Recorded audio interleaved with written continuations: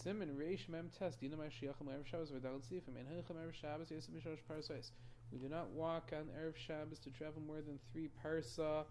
They said a parsa is 72 minutes, so 3 parsa is going to be close to 4 hours, almost about a third of the day, which is the amount that he will be able to travel on Erev Shabbos.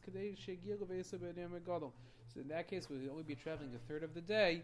He'll get to his house when it's still in the middle of the day, and he can prepare for Shabbos. It doesn't matter if he's going to someone else's house, or he's going to his own house. This is true only if he's in a settled area. So there's a place where he is now, he could prepare for Shabbos. So we only let him go at least 3 parsa, but no more.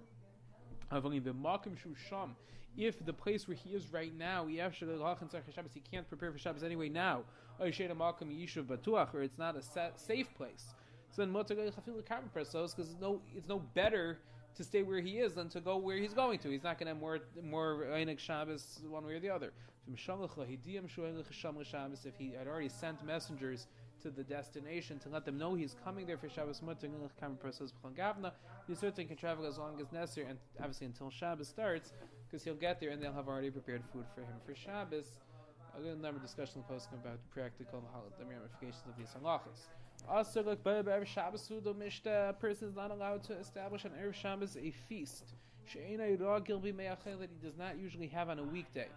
If I feel he's Sudas Erison, which is a Sudas mitzvah, maybe they cover the Shabbos, because this is an example of covered Shabbos. Shikanas Shabbos, you have to come into Shabbos with the appetite. So the entire day is included in this issue. You cannot start even in the morning a Suda of unusual size. However, a Suda that the time for that Suda is Erev Shabbos. Which that's Lizman for it. Mutter, this should still be done in the morning. They talk about other types of Sudas mitzvah, Sudas Purim, Sudas Yamtiv, other halachas, and a number of discussions in the post about different types of Sudas and what one could do. So that's an unusual Suda. To just eat or drink without a kviya suda, afilu suda shiragam babachayim, or even to make a suda that is a usual type of suda on a weekday, then according to the main halacha, it's permitted the whole day. But it's a mitzvah to refrain from being kveya suda, even the type of a suda you usually eat during the week, once you got to 9 hours of the day and on. Shabbos is a way of people of good deeds to fast all day and Erev Shabbos. It doesn't mean explicitly to fast. The Pashas is not supposed to come in Shabbos fasting, but it means to eat if he's not going to be able to eat at all, or to minimize as much as possible what he's going to eat, or if he really can't eat at all after having eaten anything, then he would have to fast.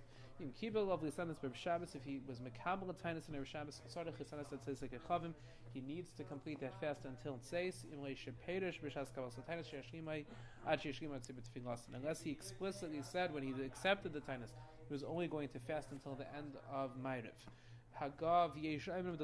Some say he should not finish the fast, even if he only was makabel l'tainas stam.